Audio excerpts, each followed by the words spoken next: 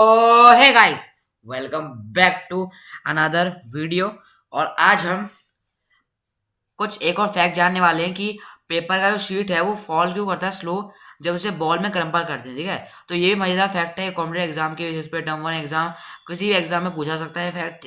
ठीक है, तो आपको ये याद रखना है अपने दिमाग में कि नहीं।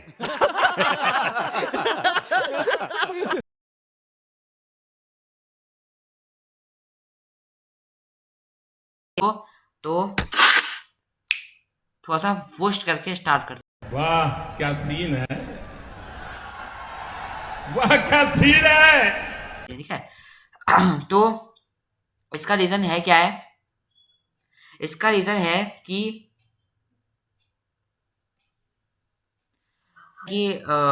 पेपर का शीट जो है फॉल क्यों करता है स्लो जब उसे हम कंपल करते हैं बॉल में। ठीक है, मतलब ये शीट है पेपर का, मान लेते हैं ये पेपर का पूरा शीट है। ठीक है, ये और इसे हम जब बॉल में क्रम्पल करते हैं इस तरीके से क्रम्पल करने, जब बॉल में से क्रम्पल करते हैं बॉल की शेप में, तो ये इस तरीके से आ जाता है। ठीक है, तो हम बोलते हैं कि जब इस बॉल की शेप को और इसको, ठीक है, पेपर को हम नीचे गिराते हैं, एयर में गिराते हैं, ठीक है, ऊपर से गिराते हैं, आप देखोगे तो ऊपर से गिराओगे अरे कहना क्या चाहते हो।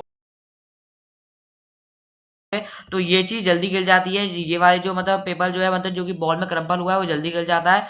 और ये वाला जो पेपर है जो कि प्लेन शीट है पेपर का, जिसका सर्फेस एरिया ज्यादा है, तो वो देर में गिरता है। तो ऐसा क्यों होता है, स्लो क्यों गिरता है, तो हमें देखते हैं। तो ये देखो, ये याद कर लो कि एयर रेजिस्टेंस क्या होता है। ठीक है, तो it is due to the resistance offered by air on paper sheet. ठीक है, तो ये पेपर है, मैं गलती से पे लिख दिया, यहाँ पे पी आना चाहिए था। ठीक है, तो ये क्या होता है, रेजिस्टेंस होता है जो कि ऑफर होता है। रेजिस्टेंस मतलब फ्रिक्शन होता है। ठीक है, रेजिस्टेंस मतलब जो चीज जो मान यहाँ पे मैं चल रहा हूँ तो हमें रेजिस्टेंस को ऑफर कर रहा है। ठीक है, रेजिस्टेंस क्या करता है, हमेशा मोशन को अपोज करता है। तो ये जो है रेजिस्टेंस ऑफर करती है कौन, एयर पेपर शीट पे। ठीक है, जैसे मान लेते हैं ये यहाँ पे ये पेपर शीट है और यहाँ पे क्या है, एक बॉल है। ठीक है, मैंने इसे बॉल में क्रम्पल कर दिया, तो मतलब यहाँ पे देखोगे तो यहाँ पे भी एयर रेजिस्टेंस लगेगा और यहाँ पे भी एयर रेजिस्टेंस लगेगा, यहाँ पे जो कि अपोजिट डायरेक्शन में लगेगा। मोशन तो इस डायरेक्शन में हो रहा है। ठीक है, मैंने उसे ऊपर से गिराया है। ऊपर से आपने मंजिल, अगर आप फ्लैट में रहते हो या कहीं भी रहते हो तो आपने देखा होगा कि ऊपर से गिराते हैं। तो ऊपर से गिराया है मैंने। ठीक है, ऊपर से गिराया है और इसका सरफेस एरिया क्या है, देख सकते हो यहाँ पे। तो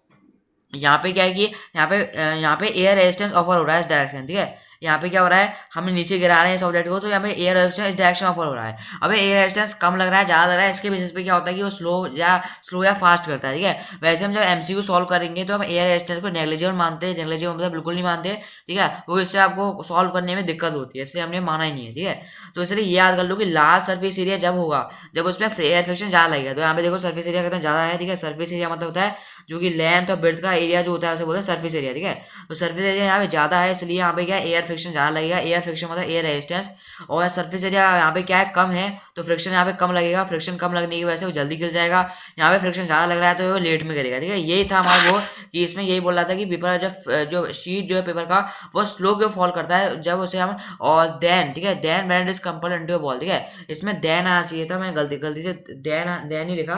ठीक है, तो यहाँ पे देन लिखना चाहिए था मुझे। ठीक है, यहाँ पे देन आएगा, इधर से देन आएगा। ठीक है, ये देन आएगा कि जब मान लेते हैं कि जब हम पेपर की शीट को फॉल करते हैं तो वो स्लो मूव करती है, लेकिन उसी पेपर की शीट को जब हम बॉल में कन्वर्ट कर देते हैं, क्रम्पल कर देते हैं, तो वो चीज़ जो होती है वो जल्दी गिर जाती है। तो ये डिपेंड करता है सरफेस एरिया पे, क्योंकि इसका सरफेस एरिया ज़्यादा है तो एयर फ्रिक्शन ज़्यादा होगा, क्योंकि इसका सर्फेस एरिया ज़्यादा है इस चीज़ का, और इसका सर्फेस एरिया कम है तो एयर फ्रिक्शन भी क्या होगा, एयर कम होगा। ठीक है, और एयर फ्रिक्शन कम लगेगा, एयर के साथ फ्रिक्शन कम लगेगा। जैसे मान लेते हैं ये ऑब्जेक्ट है और ये ऑब्जेक्ट है, तो इस पर फ्रिक्शन क्या लग रहा है, ज़्यादा लग रहा है, इस पर कम लग रहा है, तो ये जल्दी गिर जाएगा और ये लेट में गिरेगा। ठीक है, ऐसा होगा।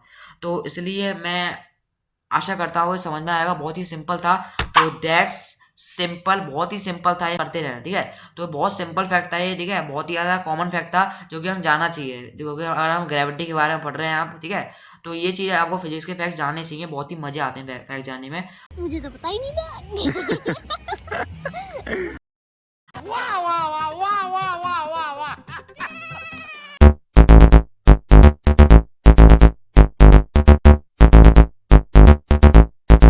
नहीं।